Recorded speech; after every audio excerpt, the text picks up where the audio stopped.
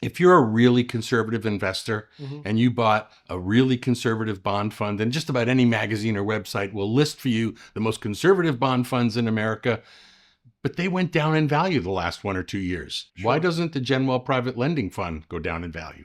Well, there's a couple forces at play there. It's what we refer to as bond math, right? So if you own a bond that's paying you 4% per year, you spend $1,000 to get that bond and it's paying you 4%. That's $40 a year worth of interest.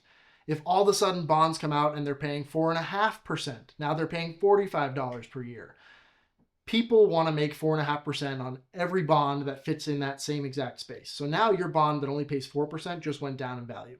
In order for them to make 4.5% on that bond, I'm not going to go through the entire exercise, but now your bond is only worth $980 instead of 1,000.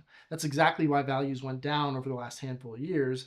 The reason we don't experience that same phenomenon is, well, there's really two reasons. The first is our interest rate is so much higher than typical market rate that when you're receiving, you know, 11.5 or 12% as an investor, or we're lending out at 12%, if interest rates move from 4 to 4.5%, the impact is negligible. We're still so far above market that it doesn't really impact the value of our bond.